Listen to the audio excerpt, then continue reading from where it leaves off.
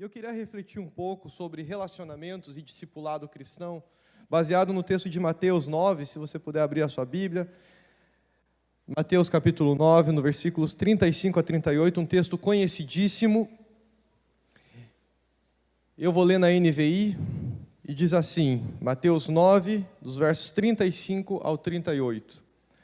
Jesus ia passando por todas as cidades e povoados, ensinando nas sinagogas, pregando as boas novas do reino e curando todas as enfermidades e doenças. Ao ver as multidões, teve compaixão delas, porque estavam aflitas e desamparadas, como ovelhas sem pastor.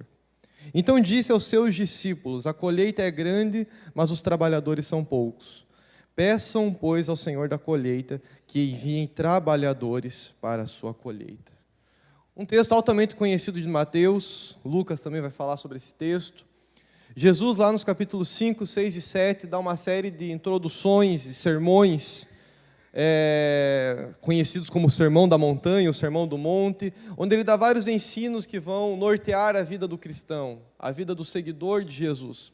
E quando finaliza aquele discurso, lá no capítulo 7, as multidões dizem: nossa, mas esse homem tem autoridade para ensinar, esse homem tem autoridade diferente dos escribas, diferente dos fariseus. A autoridade dele é diferente de todos esses judeus que nos circundam.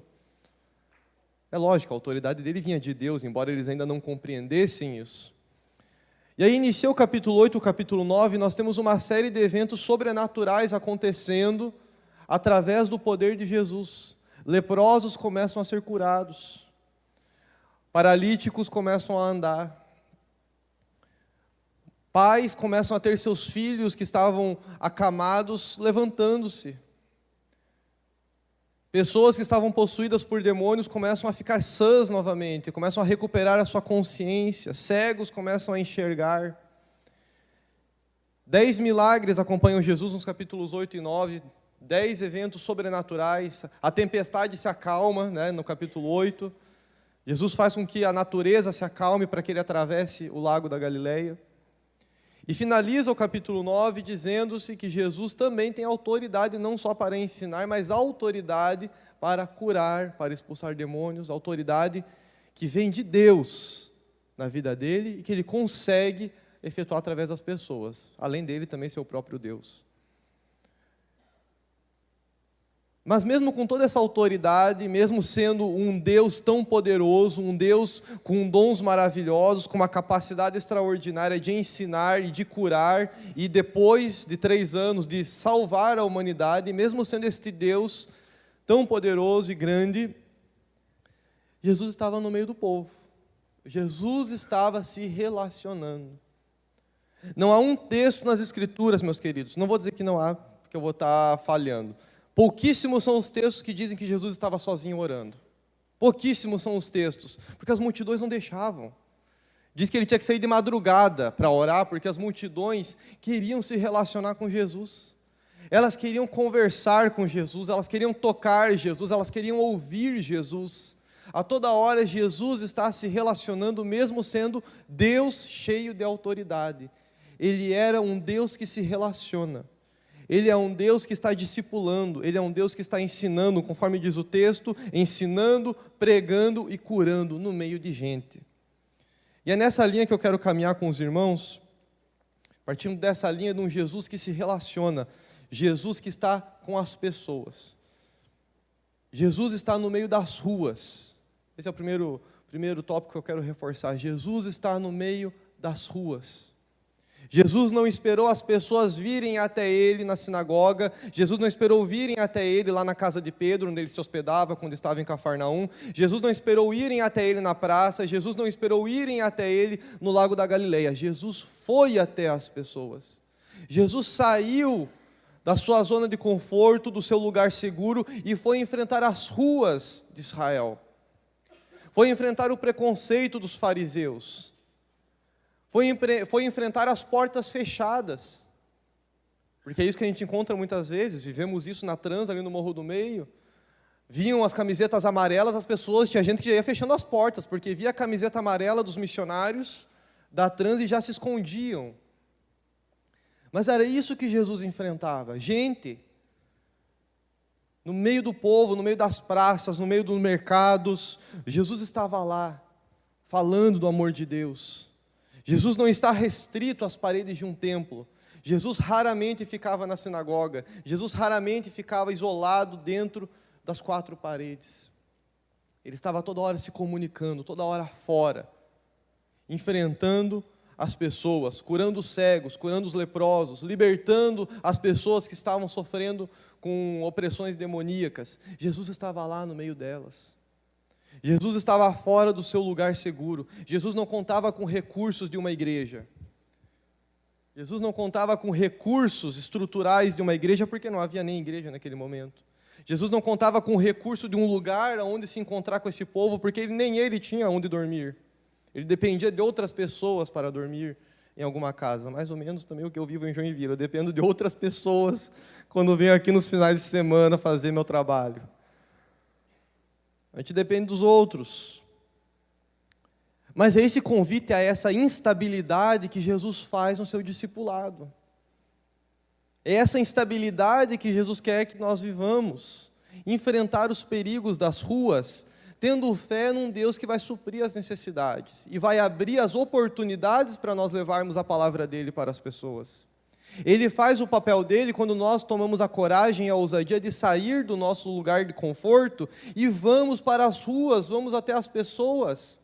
Meu TCC está sendo baseado na Cristologia de Bonhoeffer, e eu estou lendo o Discipulado, um livro fantástico de Bonhoeffer, e ele diz o seguinte: tantas vezes a gente fica esperando Deus apenas fazer a parte dele, mas o princípio do discipulado não é apenas Deus fazer a parte dele, mas o discípulo obedecer à voz do mestre, mesmo quando a fé está frágil. Porque o mestre mandou, eu só tenho que obedecer. Vai ser instável, vai ser difícil. Não é legal, meus queridos, eu sou um cara ansioso, eu compartilho isso muito com o pessoal do Morro do Meio. Eu tenho transtorno de ansiedade generalizado, me tratei por 6 meses com Rivotril, fazendo tratamento psiquiátrico. Sou um cara extremamente ansioso e nervoso, evito ao máximo demonstrar isso, mas sou um cara extremamente ansioso, eu tenho um medo do futuro incondicional. Deus precisou fazer um trabalho na minha vida para conter esse meu medo, para eu conseguir fazer a obra dele. Porque o chamado ao discipulado é justamente para a instabilidade. É um salto de fé, conforme diz um outro teólogo e filósofo famoso, Kierkegaard, lá no século XIX. É um salto de fé que nós damos quando tomamos a decisão de seguir a Cristo e ir para as ruas, levar a palavra dele àqueles que precisam e que estão precisando muito, meus queridos. As almas estão clamando. Se nós termos um pingo de sensibilidade espiritual, nós vamos ouvir as almas clamando. Se nós tivermos um pingo de sensibilidade espiritual, você vai conseguir ouvi-las. Porque elas estão chorando, precisando ouvir uma mensagem libertadora que só Jesus é capaz de dar através, muitas vezes, da minha e da tua vida. Oportunidades que Ele está nos dando e que nós tantas vezes rejeitamos, porque estamos com medo de enfrentar as ruas. Estamos com medo do que o nosso vizinho vai pensar quando a gente bater a porta, quando a gente bater palma lá. A gente enfrentou isso lá no Morro do Meio. Eu mesmo tive que enfrentar muito esse medo de bater a palma lá e enfrentar o irmão que talvez vá ser deselegante, deseducado, desrespeitoso, mas talvez a oportunidade de ouvir um irmão, como teve algumas oportunidades, de um irmão nos receber e podermos compartilhar o amor de Jesus e termos mais uma vida ali salva para o reino do nosso Senhor e Salvador Jesus Cristo. Além disso, Jesus vai até as pessoas, Jesus tem iniciativa. Muitas vezes nós ficamos esperando, eu ouço muito isso, né? Estou esperando Deus me dar um sinal, estou esperando Deus fazer, estou esperando Deus e Deus e Deus. Meus queridos, Deus já fez uma obra tão extraordinária lá na cruz do Calvário, quando Ele nos salvou. Precisa de mais alguma coisa para a gente ter a iniciativa de levar a salvação para as pessoas? O que mais, além da salvação da minha e da sua vida, pode nos motivar a sairmos do lugar seguro, sairmos do seguro da nossa casa, sairmos do seguro da nossa estabilidade e irmos até as pessoas? Jesus tinha iniciativa, Jesus foi até essas pessoas. Nós também precisamos ter essa iniciativa, isso tem que nascer dentro de nós. É uma responsabilidade que acompanha a salvação que nos é dada, a responsabilidade de compartilhar essa salvação com o outro. Porque ele também precisa, assim como nós um dia precisamos, e precisamos muitas vezes lembrar disso diariamente. Iniciativa, meus queridos, gera resultados maravilhosos. No mesmo texto ali de Mateus, no capítulo 8, no versículo 14, acontece uma cura diferente.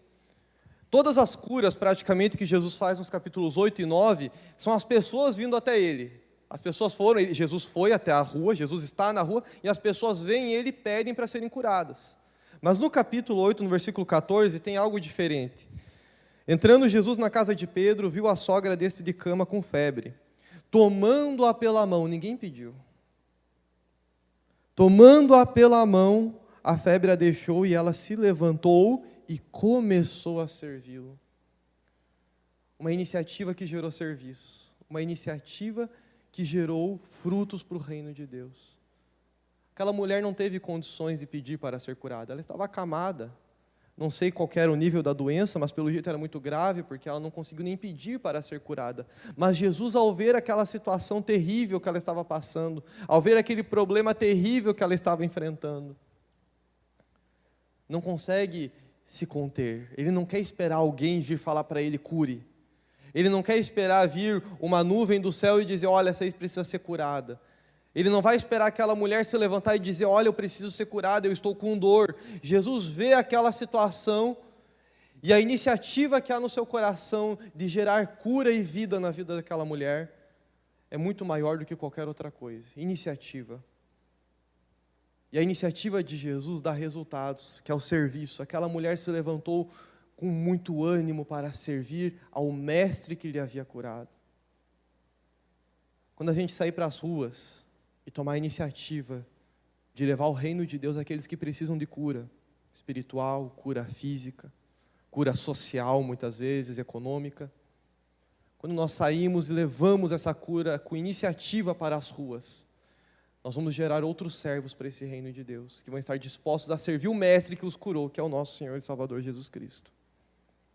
A servi-lo como nós obedientemente servimos quando tomamos essa iniciativa. É importante frisar também que Jesus não tinha intenções sociopartidárias. Muitas vezes a igreja, meus queridos, e eu quero compartilhar, fiz questão de botar isso no meu esboço, porque muitas vezes a gente se perde no nosso objetivo como igreja e começamos a praticar a missão que Deus nos dá com visões sociopartidárias. Tomamos uma decisão, a igreja é esquerdista, a igreja é de direita, a igreja é centrista. Meus queridos, a igreja não está nem um pouco preocupada com política, não foi essa a missão de Jesus e não é essa a missão que Ele deu para a igreja. Nós, como cidadãos, devemos ter essa responsabilidade. Mas quando falamos de servos de Deus, a nossa missão não é exercer a ação missionária, o chamado que Deus nos dá simplesmente pela ação social, mas porque há um Deus que não se orgulha do pecado e das consequências que Ele deixou nesse mundo. E é nossa missão como profetas de Deus, usando o termo pedras vivas de Deus, conforme diz o apóstolo Pedro, nós como pedras vivas deste Deus temos a missão de levar o fundamento que é Jesus Cristo, a pedra de esquina, para essas pessoas, para elas também serem fundamentadas nesse Cristo. E é lógico que quando Jesus adentrar a vida daquelas pessoas, não vou dizer que vai haver uma mudança social, vai haver uma mudança econômica, porque não é esse o foco principal, mas vai haver uma mudança espiritual na vida dela. Ela vai ser salva. Ela vai ser herdeira da salvação. É lógico que a igreja entra na ação social também, contribui com essa ação, mas não é esse o foco principal. Jesus ia para as ruas, não para fazer ação social, mas para pregar, ensinar e curar. E é essa a nossa missão como igreja. Nós não ajudamos as pessoas porque é algo bonito de se fazer, é uma obra social, mas porque Jesus ia para as ruas pregar, curar e ensinar. E é nosso dever como seus discípulos irmos para as ruas pregar, curar e ensinar as almas que estão precisando da gente. Da gente que eu digo nós como profetas de Deus, portadores da palavra de Deus, da palavra que nós vamos entregar a elas. Da mensagem de salvação que nós vamos entregar a essas pessoas. Esse é o objetivo principal que eu quero trabalhar nesse primeiro tópico, que Jesus vai para as ruas fazer essa missão. E nós devemos imitá-lo nesse sentido, meus queridos. Há vidas lá fora precisando ouvir o que Pedro declarou lá em Atos 3, 19 a 20, arrependam-se, pois, e voltem-se para Deus, para que os seus pecados sejam cancelados, para que venham tempos de descanso da parte do Senhor, e Ele mande o Cristo, o qual lhes foi designado, Jesus. Essa é a mensagem que nós precisamos levar para as pessoas, uma mensagem de arrependimento, que há um Deus que quer salvar a vida delas, há um Deus que quer mudar a história delas, há um Deus que quer curar as feridas espirituais que ela tem carregado durante todos esses anos, há um Deus que quer curar feridas emocionais que ela tem carregado durante todos esses anos, há um Deus que quer dar sentido à existência dela se ela ainda não encontrou uma razão para estar neste mundo, há um Deus que quer levar ela para morar junto com Ele lá na eternidade, para que juntos possam passar o resto do tempo que o Senhor Deus tem para nós lá na eternidade. Essa é a nossa missão, é para isso que nós somos chamados. O segundo ponto que eu vejo aqui em Jesus é uma palavrinha que está ali no versículo 36, teve compaixão. Compaixão, eu fui atrás, eu gosto de etimologia de palavras. Compaixão, ela vem do latim compassio e significa literalmente piedade e capacidade de sentir o que o outro sente. É o princípio da empatia, sentir o que o outro sente. A Dayana não está aqui para explicar, a Dayana é uma colega nossa do seminário, já foi lá no Morro do Meio 2 vezes.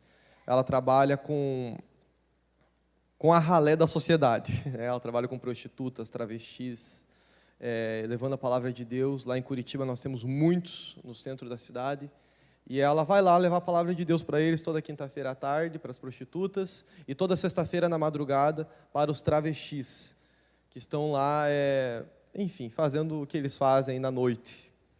E ela compartilhou comigo certa vez, ela foi fazer um trabalho lá na Cristolândia, e ela compartilhou que teve um momento, ela tinha que levar uma palavra, e teve uma hora que ela sentiu um peso tão forte no coração dela, que ela chegou para Deus e disse: Deus, o que está acontecendo? Eu preciso levar a palavra e estou sentindo um peso, um vazio, uma dor no coração. E Deus respondeu para ela, deu essa confirmação no coração dela: filha, eu quero que você pregue sentindo o que as pessoas lá fora, nessa Cracolândia, estão sentindo.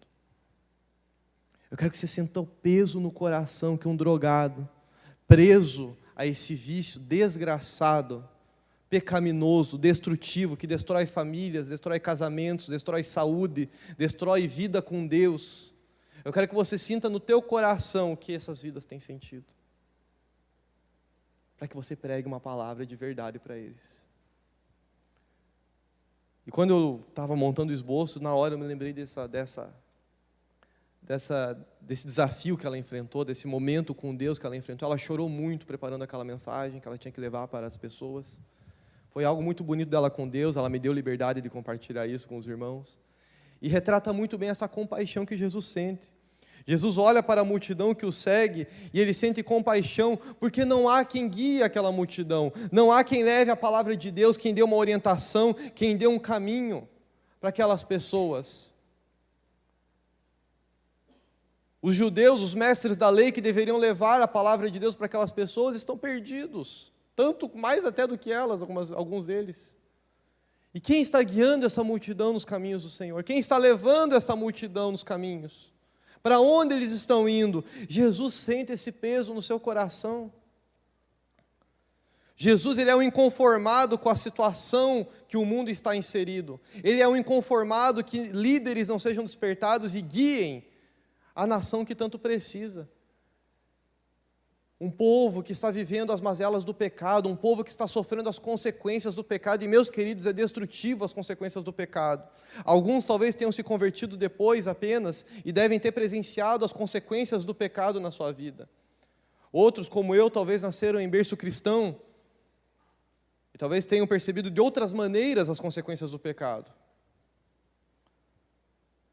Mas fato é que o pecado é algo terrível, meus irmãos. As consequências que ele traz para a nossa vida é algo terrível.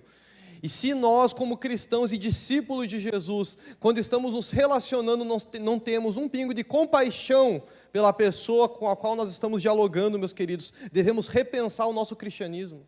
Devemos repensar o nosso discipulado, se o nosso coração não queima de compaixão e piedade pelas almas que Deus tem colocado à nossa frente, que Deus tem nos entregado, que nós temos encontrado nas ruas, que nós temos encontrado dentro da igreja, que nós temos encontrado dentro das nossas casas. Se o nosso coração não queima de compaixão por elas, devemos repensar o nosso cristianismo, meus irmãos. Porque se Jesus sentia compaixão, é nosso dever também sentir pelas almas. E clamar ao Mestre que Ele desperte no nosso coração essa paixão pelas almas aflitas. Esse incômodo de permanecer sentado enquanto o mundo está sofrendo as consequências do pecado. Esse incômodo em permanecer acumulando banco de igreja, enquanto o mundo está precisando ser liberto das consequências do pecado. Jesus nos chama para sermos cooperadores. Lá em 1 Coríntios, capítulo 3, Ele nos chama de cooperadores da obra de salvação, através do apóstolo Paulo, né? O apóstolo Paulo, inspirado por Deus, diz que nós somos cooperadores do Evangelho. Nós cooperamos quando levamos a mensagem de salvação àqueles que precisam. Participamos desse processo e é nossa responsabilidade levar esta palavra àqueles que tanto precisam, meus irmãos. Sair do comodismo e levar a palavra de Deus. Isso é um mandamento, está lá em Marcos 16:15, vão pelo mundo todo, preguem o Evangelho a todas as pessoas. E não é para qualquer pessoa que esse Evangelho deve ser pregado. Lucas 19:10 vai dizer que o Filho do Homem veio buscar e salvar o que estava perdido. Se nós voltarmos um pouco no texto aqui de Mateus, lá no capítulo 9, voltarmos um pouco para o início, Jesus diz para os fariseus, eu vim para aqueles que estão doentes, não para os sãos não precisam de mim, os que estão saudáveis não precisam de mim, são os doentes que precisam. Se Jesus tem essa compaixão e tem esse desejo, essa chama ardendo dentro dele, para levar a mensagem que cura, salva e liberta aqueles que precisam, é nosso dever também seguir isso, meus irmãos. É nossa missão, no nosso PGM, no nosso relacionamento discipulador, levarmos essa mensagem e termos compaixão daqueles que estão nos cercando. Eu lá no Morro do Meio trabalho muito com os adolescentes, e os adolescentes gostam de falar bastante. Os adolescentes do Morro do Meio pelo menos gostam de conversar bastante. E meus irmãos, Deus coloca, às vezes eles vêm compartilhar coisas, eu ouço às vezes compartilham, não só comigo, né, tem outros adultos comigo, e às vezes compartilham e falam, mas isso aí nem é algo tão grave, nem é algo tão ruim. Olha a falta de compaixão, né? Quem trabalha com adolescentes tem que ter compaixão. Às vezes é uma coisa tão banal para nós que somos adultos, mas para eles é algo terrível, e aí que entra a compaixão dentro de nós, de parar e ouvir cada um deles, falando e falando e falando, e eles falam bastante. E ouvindo, e no PGM, então, quando estão os 6 falando juntos, é uma coisa maravilhosa, mas é o sentimento de compaixão que Deus coloca no nosso coração, para ouvi-los, entendê-los, e poder dar uma mensagem de salvação, cura e libertação daquilo que eles tanto têm passado, e que também são desafios que nós, um dia que somos adultos, passamos, né? E outra pessoa adulta teve que nos atender também. Esse é um sentimento de compaixão que tem que arder dentro de nós. Já indo para o terceiro e último ponto, Jesus reconhece que há muito a ser feito e sabe que outros precisam começar a fazer esse trabalho. Meus queridos, é dever da igreja. E quando eu digo igreja, não digo Pedras Vivas ou qualquer outra igreja como instituição. Eu digo igreja nossa, comunidade. A igreja não é o templo, a igreja somos nós que nos reunimos aqui neste templo, né, neste endereço, neste lugar onde Deus tem colocado cada um de nós. Mas a nossa missão como igreja é formar outros líderes. A seara, meus queridos, é grande. Jesus usa essa metáfora. A seara é grande. Os frutos estão maduros esperando a colheita. Mas falta gente para colher esses frutos. E eles vão morrer se ninguém colher, gente. Porque o fruto maduro que não é aproveitado, uma hora morre. Isso acontece com qualquer árvore, com qualquer plantação. Se a gente não colher a tempo, vai morrer. E onde estão esses trabalhadores? Onde está o teu relacionamento discipulador? Quem é o seu RD? Quantos RDs você tem tido? Nesse ano, no último ano que passou? Quantas pessoas têm participado do teu PGM? Você está participando de um PGM? Essa é uma pergunta, né, bem interessante também. Você tem se relacionado de maneira discipuladora com alguém? Uma coisa linda ver uma profissão de fé como nós vimos aqui, de 4 irmãos. Quantos você já teve a oportunidade de cooperar para que eles estivessem aqui em cima dando a profissão de fé deles? É uma coisa linda, eu acho algo maravilhoso, profissão de fé, eu acho maravilhoso o batismo, eu acho uma coisa linda ver pessoas tomando essa decisão, porque é uma decisão extraordinária, é a melhor decisão que eu tomei na minha vida, e eu fico arrepiado quando eu vejo outros tomando essa decisão. E quantos você tem apresentado? Jesus reconhece que há necessidade de trabalhadores, e o que nós, como igreja, como participantes aqui da Igreja Batista Pedras Vivas, temos feito para formarmos líderes. Quantos líderes você tem formado? Quantas vidas você tem investido para que elas possam também serem discípulos de Cristo? Assim como você é. Jesus encara uma realidade, meus queridos, que persiste até os dias de hoje. Uma falta de cooperadores que deem conta das muitas almas deste mundo. Eu quero compartilhar um texto que, quando eu estava preparando a mensagem, lendo um comentário do Irênio Silveira Chaves, ele tem um comentário de Mateus, eu gostaria de ler brevemente o que ele diz, para eu partir para as considerações. Cada pecador é um campo missionário, e cada crente é um missionário. Isso é uma citação anônima, não é dele. Ele cita isso aqui, ele desconhece quem é o autor, eu também confesso que não fui atrás. Mas cada pecador é um campo missionário e cada crente é um missionário. Jesus ainda hoje vê a humanidade aflita, errante, como ovelhas que não têm pastor. O mundo moderno está como ovelha sem pastor porque não tem um direcionamento espiritual a respeito de como chegar a Deus. O mundo não conhece as marcas da presença de Cristo entre nós. É hora de pararmos os nossos envolvimentos e mudarmos radicalmente o rumo da nossa religiosidade. Religião que não rompe as barreiras das 4 paredes e prioriza a busca dos perdidos está ainda longe do ideal de Deus. Isso aqui veio como um tapa de luva de pelica na minha cara, um soco no meu estômago, porque é uma realidade da igreja de hoje. Uma das coisas que mais me fascinou, o pastor Jason disse que foi amor à primeira vista, a nossa relação ali com o Morro do Meio. Uma das coisas que mais me fascinou é que é uma igreja, Pedras Vivas como um todo, não só o Morro do Meio, que rompeu as paredes do templo. Que tem tentado enfrentar, romper as barreiras do templo, mover os irmãos para que rompam-se as barreiras do templo, apesar de enfrentar resistência com alguns ainda que querem continuar dentro das 4 paredes, mas uma igreja que tem investido em romper as 4 paredes, através do PGM, através do RD. Hoje mesmo estávamos em reunião lá no Morro do Meio com os líderes, e foi uma das coisas que o pastor Jason sempre tem falado para mim, não fazer o PGM dentro da igreja, sair da igreja, ir para a casa das pessoas, fazer visita, ir na casa, eu faço PGM com adolescentes, ir na casa dos adolescentes quando surgir um convite, estar lá, rompendo as barreiras do templo. Meus queridos, o mundo lá fora está precisando ver a luz, não podemos guardar essa luz apenas dentro do templo. O mundo lá fora está precisando ver homens e mulheres que carreguem esta luz. E nós não vamos dar conta, porque as trevas desse mundo são densas, meus queridos. Precisamos formar gente para ir junto conosco. Falo isso como um missionário que tenho sido em fazer missões aí em alguns lugares. E poder ouvir de outros missionários o que tem sido feito.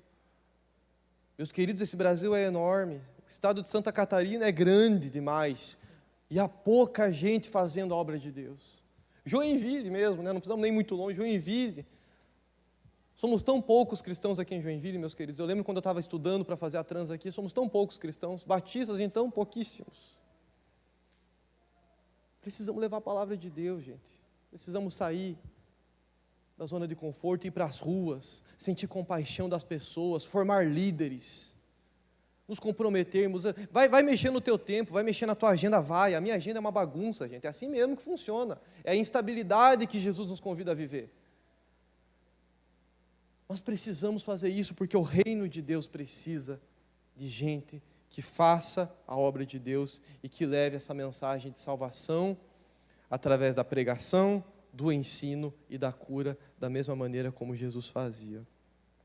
Ser cristão, meus queridos, é muito mais que um culto dominical.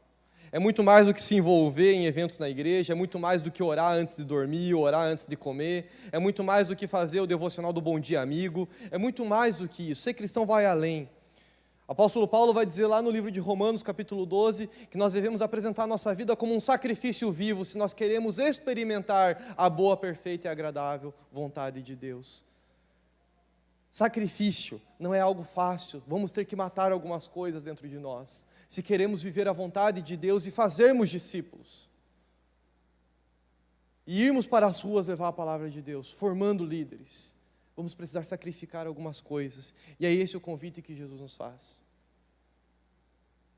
O discipulado não é uma caminhada fácil, mas é uma caminhada extraordinária, meus queridos.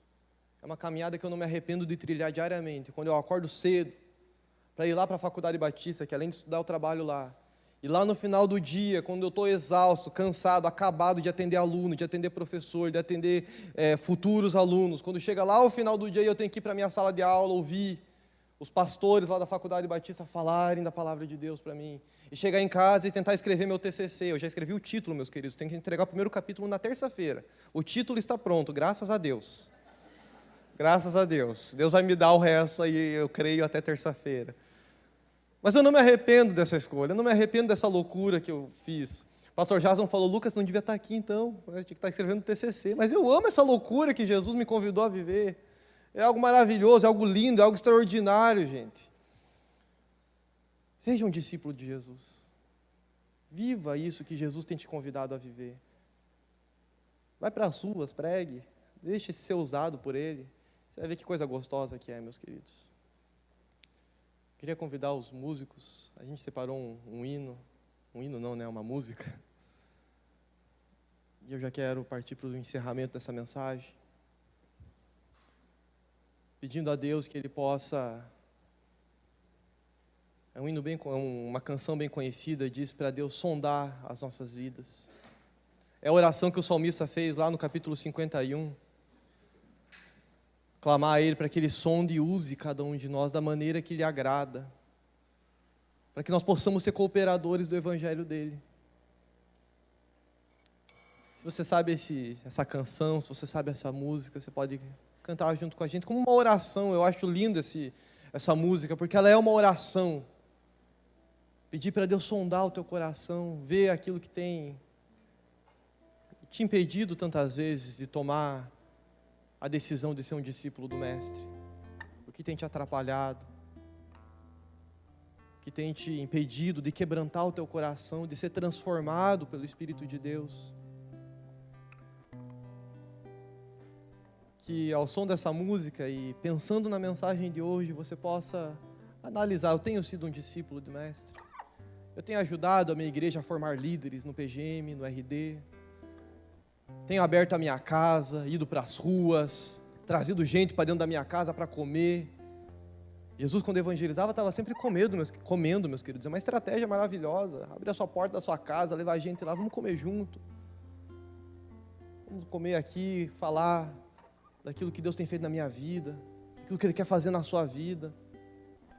Ir para as ruas e trazer gente, ter compaixão, ajudar almas que precisam desse evangelho, enfim. Que você possa dedicar esse momento e refletir sobre o teu discipulado com Jesus.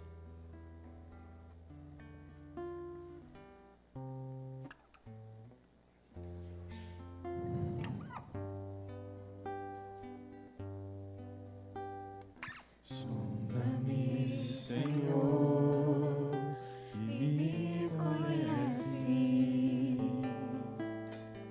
Quebranta o meu coração, transforma-me conforme a tua palavra, enche-me até que em mim se ache só ti. Então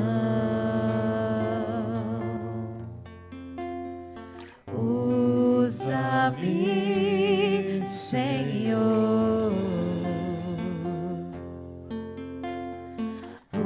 usa-me como um farol que brilha à noite, como ponte sobre as águas, como abrigo no deserto, como flecha que acerta um alvo. Eu quero ser usado da maneira que te agrade, em qualquer hora, em qualquer lugar. Eis aqui a minha vida, usa-me, Senhor, usa-me. Sonda-me, Senhor, que me conhece, quebranta o meu coração, transforma-me conforme a tua palavra e enche-me até que em mim se ache só a ti.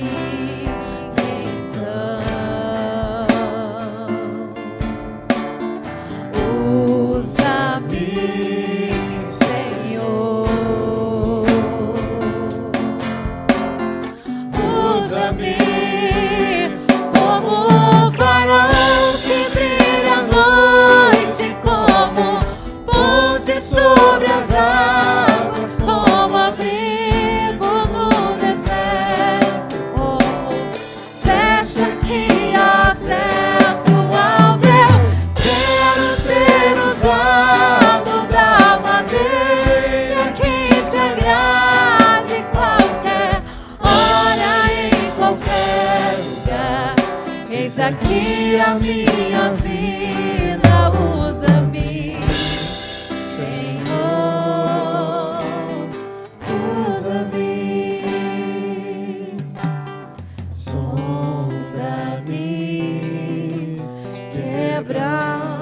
quebranta-me, transforma-me, enche-me e usa-me. Sonda-me, quebranta-me, transforma-me, enche-me e usa-me como um farol que brilha à noite, como ponte sobre as águas, como abrigo no deserto, como flecha que acerta o alvo. Eu quero ser usado da maneira que te agrade, em qualquer hora, em qualquer lugar. Eis aqui a minha vida, usa-me, Senhor, usa-me. Pela última vez, sonda-me, Senhor. Sonda-me, quebranta-me, transforma-me e enche-me e usa-me, Senhor. Pai, diante da Tua presença nos colocamos, Deus. Nos colocamos como igreja, como discípulos de Cristo, reconhecendo, Pai, que tantas vezes temos falhado, Deus, no nosso discipulado, na nossa caminhada contigo, Deus.